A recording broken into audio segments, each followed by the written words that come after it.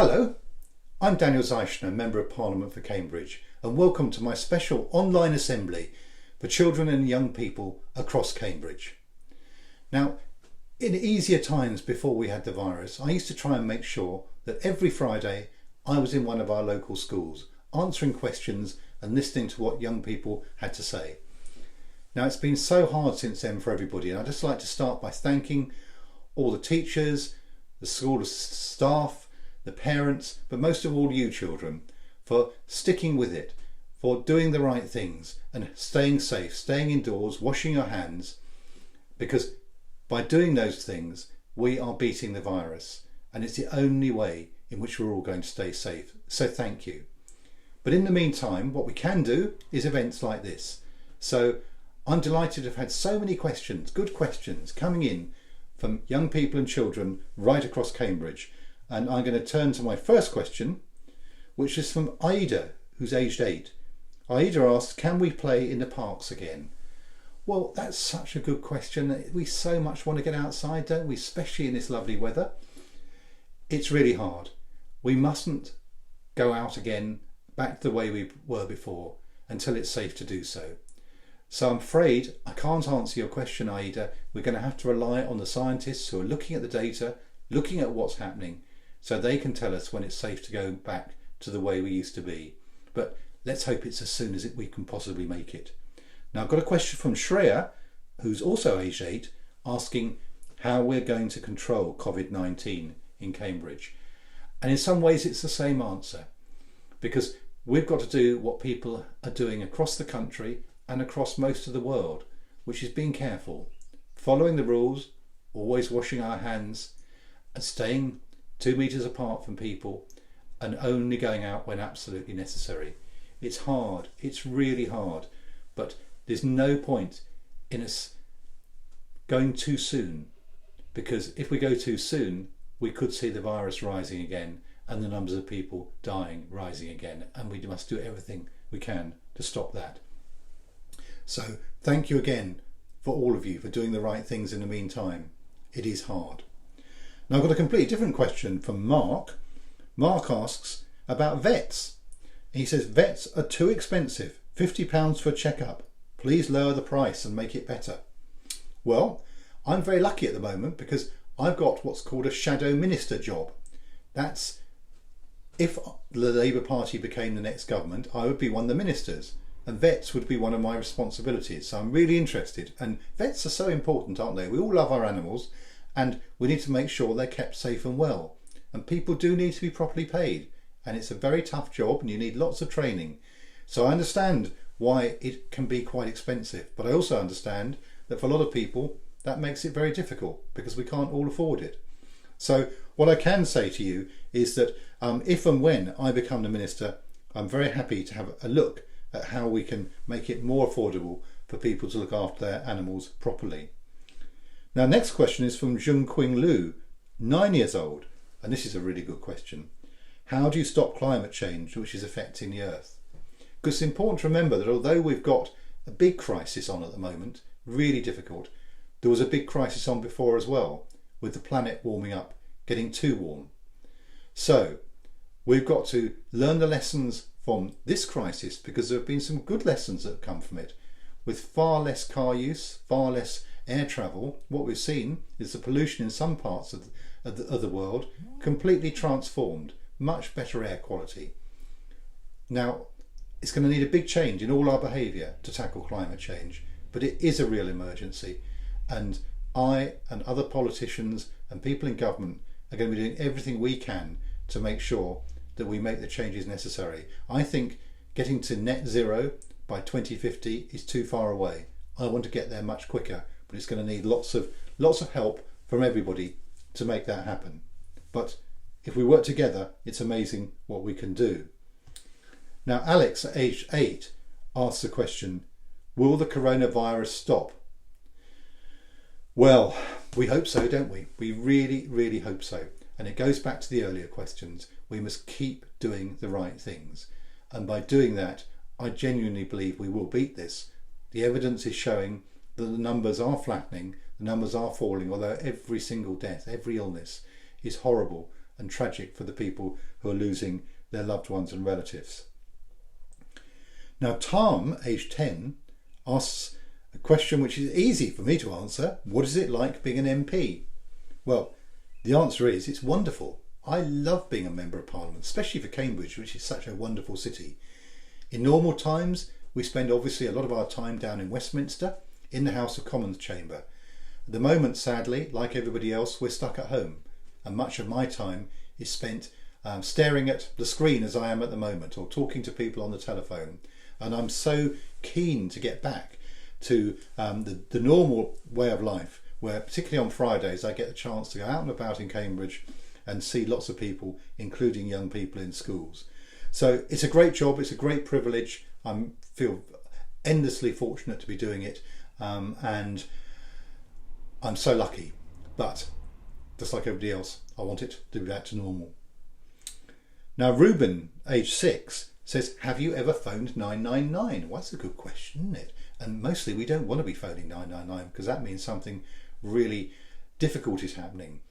And I do remember a long time ago, we lived in a house, my partner and I lived in a house with a chimney and a fire.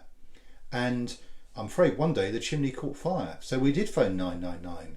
And what was wonderful was very quickly the fire service were there and they were putting the fire out. But what I do remember is we had a cat. And the cat was sitting on a chair by the fire and he loved it because it was so warm, his paws were like this. Well, I don't know about the cat, but we were quite worried. But what was wonderful was the help that came so quickly. And it's always important to remember that behind the 999 there are firemen and women, there are police officers, there are ambulance workers, and they're all there to respond if we have a problem. So always a big thank you to all those people, and of course a lot of them are doing a particularly good job at the moment during the crisis we've got. So always remember to say thank you to the people who keep us safe. Now next question is from Theo, aged 11, and Theo, thank you for saying this. This is a great way to keep doing what you're doing, which is the online assembly. But the question is, how do you do your job during this time? Again, very good question. And it's not the same. Some of you would have seen that the House of Commons went back this week, and we're doing it by what's called a virtual parliament. So lots of us are sitting in our rooms with a screen and asking the questions, and the minister may be in the House of Commons answering, or may not in some cases. I don't think it's the same. It's not as good. It's better than nothing at all, but it's really, really not as good. So it's hard. Just like everybody else, it's difficult. And I really miss the seeing people, the talking to people, the chatting, because that's how you find out what's really going on in the world and in Parliament. And I'm going to have my first attempt at doing this by asking a question next week, so you can watch out for that one. And I hope my iPad is working and that the technology all goes well, which I hope it will.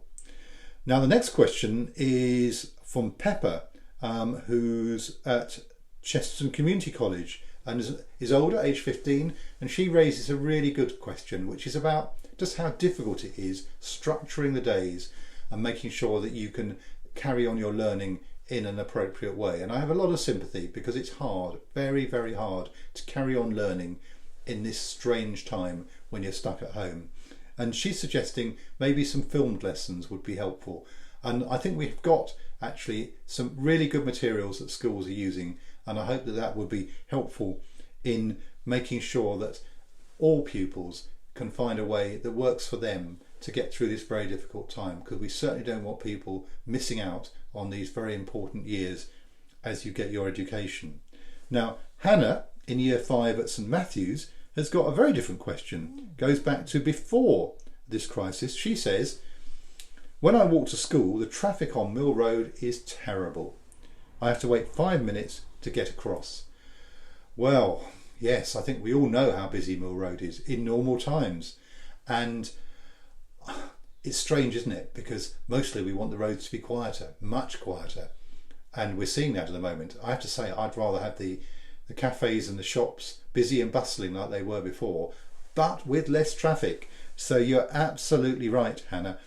And one of the ways we tackle the climate crisis, which we mentioned a few minutes ago in one of the questions, is by getting cars off the roads in Cambridge, because although lots of people do need to get around and they can't all use bikes or walk, so many more probably could.